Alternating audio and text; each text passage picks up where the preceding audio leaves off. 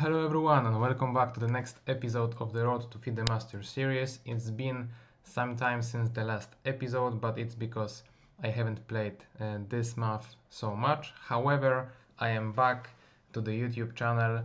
I've played classical tournaments together with the Rapid and Blitz one last weekend. It was all packed with chess, and now I will try to unpack all the action for you guys. So if you saw the thumbnail, you might be thinking, okay, I have sinned because of the h3 move that you saw there. However, that's not my sin exactly that I was referring to, because if you remember it correctly from my previous episodes of the Road to Feed the Master series, I've played the Chess Eagles Chess Festival in the summer edition, and I believe I have told you guys that I will never be playing in this one again because it is not suitable for my goals, because I am mostly dropping the rating there, not winning, and because of that it's not a good tournament. But here I am again, once again competing in such a tournament, so that's my sin. The decision to play there, however, was, let's say, thought through a little bit, because organizers have put a floor to the starting list, meaning that recently the tournament was open for everyone. This time I've played in an edition where players had to have at least 1800 FIDE rating. Obviously later on it ended up at 1700, but the point is that thanks to the floor I was able to fight against a little bit better players than the last time, and this was the reason, let's say, that I sinned and I joined the tournament. Anyway, that's my explanation for the thumbnail. That's my explanation for my games that you will see within next few days. And without further ado, let's go into the first one. So I've started the tournament against a player rated over 1900, so that's nice. However, as you can tell, the rating difference is still a big one, so that's why I shouldn't be playing in such tournaments. But anyway, I've explained it already on the channel, so let's just focus on the chess. My opponent was a good player, adult player, so a very solid one. And when I was preparing actually against him, one of my students during the summer, I saw that he was once on the winning streak of 10 games won in a row, however with white pieces. So I knew that my opponent is able to put up a good fight. However, I was happy with the fact that I am having white pieces now, so I was happy to take my chances. Let's see how did the game go.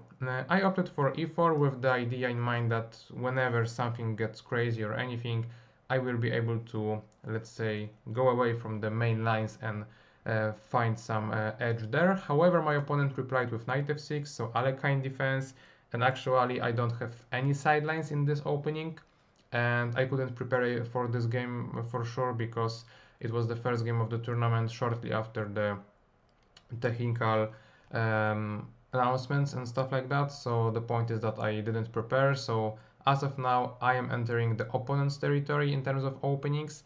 So not ideal, but let's see how did the game go. I pushed the pawn as usual, then d4, d6, standard theory, nothing crazy in here.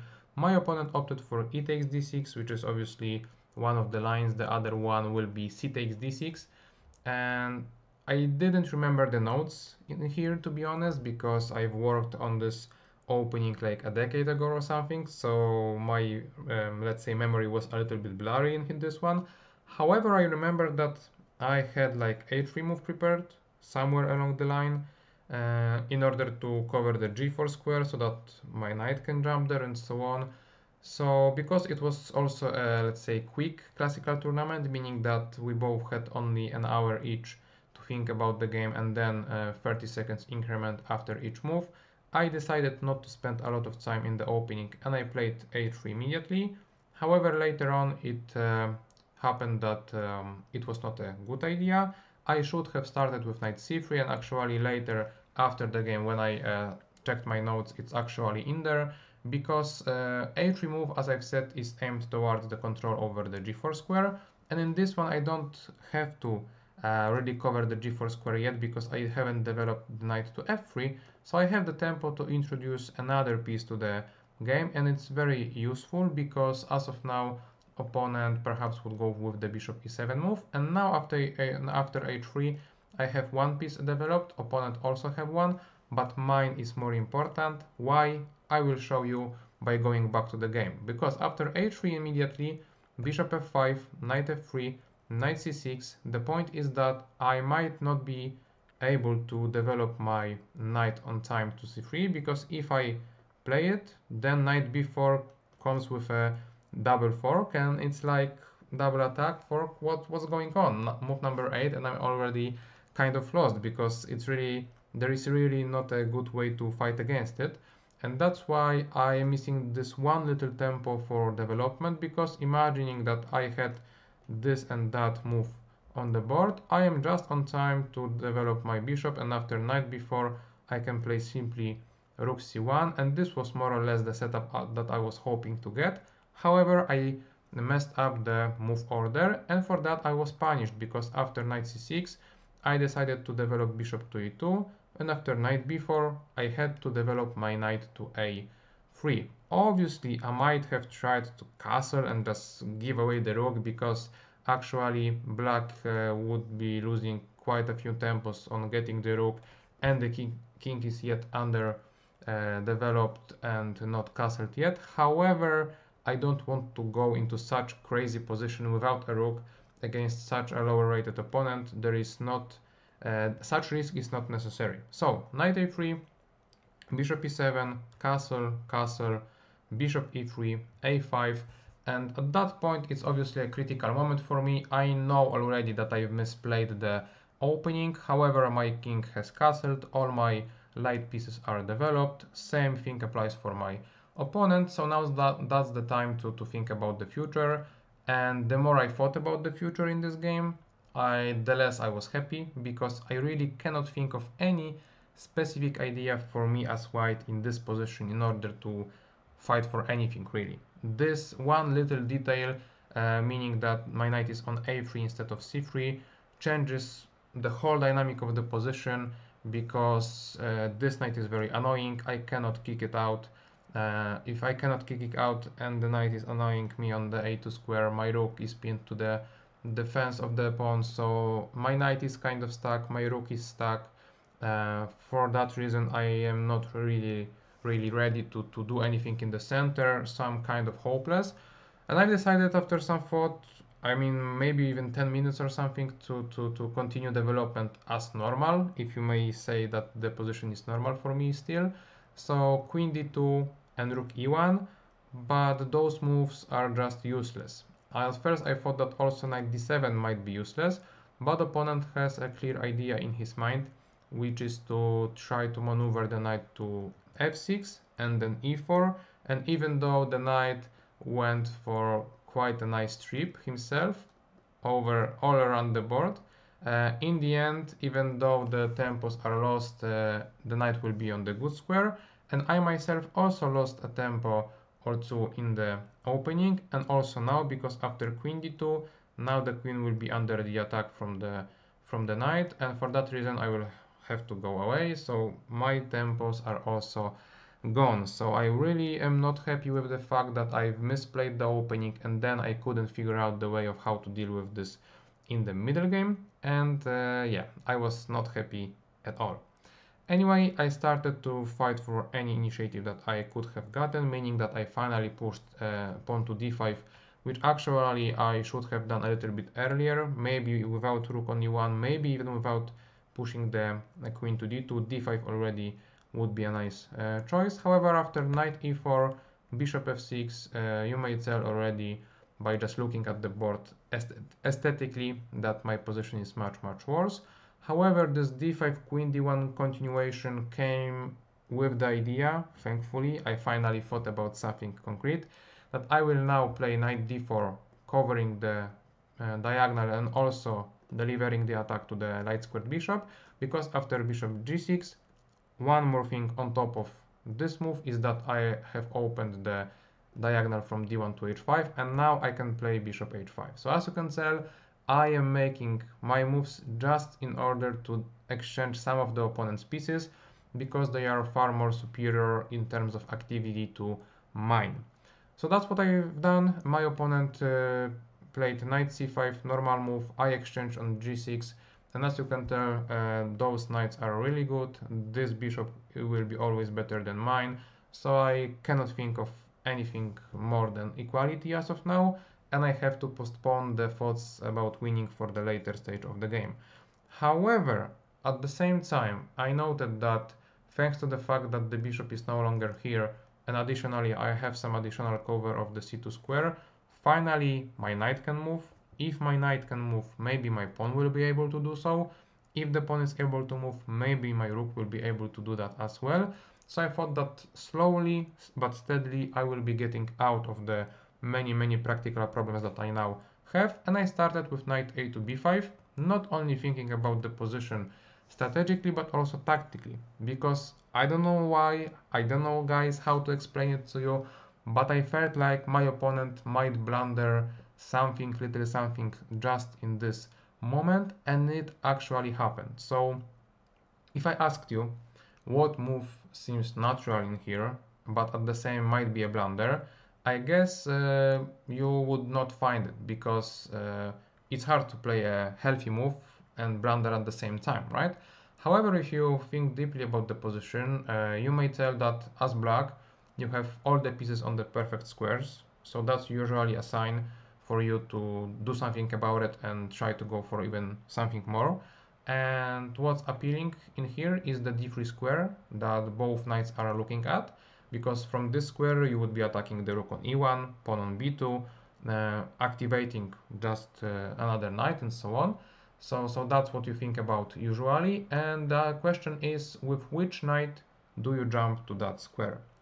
And there is no answer like it doesn't matter, because it does matter. And actually the choice of my opponent was the wrong one, because he jumped to d3 with the knight from c5, and my idea is now very simple. I just simply play a3. That's what my opponent missed, and the problem is that as of now the knights are protecting each other and are attacked at the same time, and the biggest problem, tactical one, is that after knight e1 I can take this knight, and this knight has no route back, and for that reason my opponent would have to give away the knight, perhaps for one pawn, maybe for the other.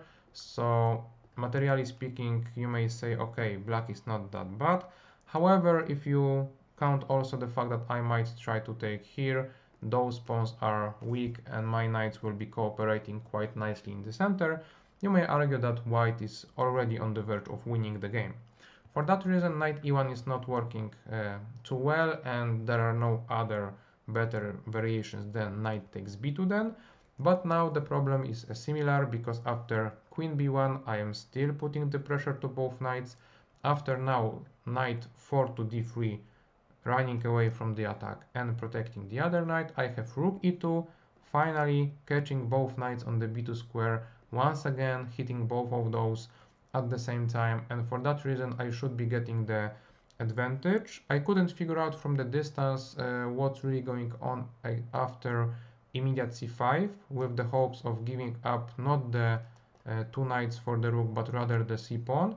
And at this point I didn't know, should I retreat with this knight or maybe play some other move, maybe some knight a7 also, because from the distance it looked quite nicely. However, the point is that I am the one creating problems for my opponent, and even after such move I believe those pressures are still there, so I'm not sure if black accomplished anything specific thanks to the pawn sacrifice. And I guess for that reason, when my opponent realized that there is not that much that he can do to try to save the knights, he just opted for queen d7 first, in order to then, after my rook b2, knight b2, queen b2, play c5, because at the end of the variation the pawn is protected by the queen, right? However, I myself obviously will drop back the knight to c3, and even though there was a pin and it's still a pin, let's say, now it's not a direct one, because after c5 move my knight will be happy to jump like anywhere and I am alright. So all in all, after all this forced sequence, I have two knights for a rook and a pawn in a position that should favor me, because it opened a little bit, so the fact that I have more pieces should work for me better. And also d pawn might be a weak one, so I will be trying to make my pieces move towards this pawn. So after rook a to b8, I started with queen d2, then I continued with rook d1, trying to keep an eye on this pawn, and my opponent replied with quick d5, perhaps just not wanting to deal with the pressure to the d6 pawn. He's opening the position himself, and even though I've said just 1 minute ago that opening up the position when I have more pieces should favor me, that's not always the case, because thanks to d5 push, actually my opponent opened the diagonal to my a3 pawn, and if he wants to create something in this game, he perhaps has to think about this my weakness, because that's my only weakness, right? So you have to think about it. At that point I had an interesting decision, because I can play many moves. Mostly I thought about dropping the knight from d4. It's not something that you normally think about when playing against the isolated pawn, because you like to have the knight blocking the pawn. However, now I have so much pressure to the pawn that I should be getting it. So my question was to myself, okay, should I drop back here or here, maybe there, and so on. Obviously b5 does not work tactically, so I limited myself mostly to those two options, and knight on f3 seemed a little bit odd, because it does not have any specific route to get back to the game other than d4 once more. So by human thinking, it was natural to me that I should go to e2. However, I did not spot this variation now, but in the next move. And then when I analyzed the game, the Lichess analysis popped up, so I knew that I saw that in here black had an interesting option, which is to push d4 immediately. And the idea is that since the pawn is gone and lost anyway, black can try to think about the best possible way to try to give it to me. And the point is that if he pushed d4 himself, whichever piece will take back the pawn, let's say the knight, he might try to put some pressure, put some pin, and thanks to the fact that the position is open, sometimes he will have moves like, I don't know, queen d6, which keeps an eye here or there, and so on. So quite a complex position because of its openness. The point being that d4 was a very interesting try. My opponent also tried to deliver that trick, but with the bishop c3 first, and after knight takes c3, d4 would be working once more, because if I, let's say, want to exchange the queens and go into the endgame, rook b3 is annoying, hitting the pawn. I cannot protect it well enough with those moves, because most of them are just losing material. After rook a1 there is rook d1, so I was really unsure from the distance whether or not my light pieces will even survive, and you don't want to take that risk. And for that reason, at this point I decided to simply take with the queen, and my opponent kind of felt like it was his last chance to create anything, because he did like a sigh that, oh, nearly there, but white spotted the trick. And after this move I felt like, okay, I should be winning, maybe not easily, but with not too many problems. My opponent decided to activate the pieces through the b file in order to, after queen b3, have the rook b3 pointing into the direction of my only weakness, as I've said before.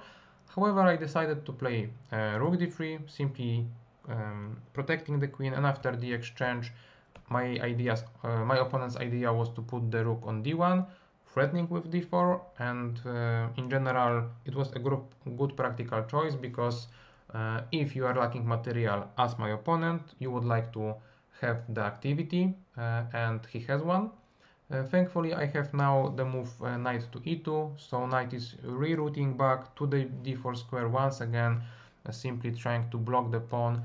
And at that point, guys, I was kind of ready for a long grind, because I have not seen an easy route to win the game, because still I have knight and a bishop for rook and a pawn, so materially speaking it's not even winning. And in order to prove my point that two pieces are better than the rook in the endgame, I would have to, as I've said, grind it out. Thankfully though, at this point, due to time travel, because as I've said, there was not so much time to begin the game with, my opponent blundered it all away with rook e4 move, which is a logical move to play because you want to activate the rook.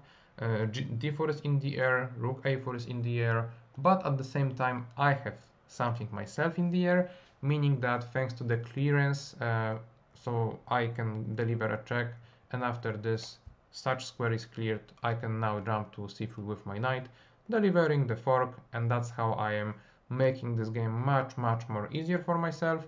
And my opponent tried to take the bishop and play rook d3, and for a second I thought, wow, it's not going to be easy to win this because there are so little pawns on the board and so on, but then I thought, okay, just chillax, I have one more knight, so it should be winning regardless.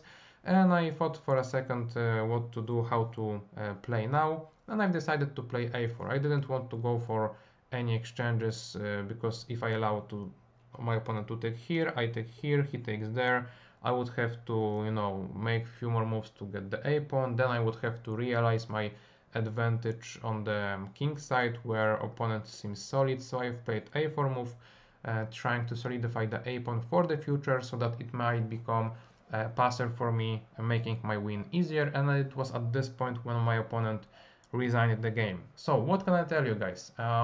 Dividing the game into few sections, first of all, my opening was bad. My middle game out of it was also not great, to say the least, because I couldn't figure out what to do in the critical moment. Then thankfully my opponent simply blundered away his advantage, and from that moment onwards I took over the initiative because of the material advantage, the activity, and so on. And in the end I did not blunder anything else, allowing myself to win in a clean way, let's say. But still, as you can tell, even though the rating difference was so much, you couldn't feel it within the first nearly 20 moves, and that's the risk of playing in such tournaments. Anyway, that's that in terms of this game. Let's just quickly try to look at the review. We'll see what does the computer has to say about the game. So as you can tell, even though I have nearly 95% accuracy, I am not that happy about it. My opponent has only 90 because of the blunder in the end, I guess, but all in all we've played quite a similar game, and for that reason I am not so happy, because as you may know, if I am such a favorite, I have to play better than my opponent. So yeah, that's that. Thank you all for watching. Once more, I'm a little bit sorry for sinning and playing in this tournament. However, because of that, you can watch this video. So if you like this and if you appreciate it, leave a like, comment, anything if you wish to do that. And wait for more games to come, because I will be covering the analysis of the next games in the next few days. Thank you all guys, and bye bye.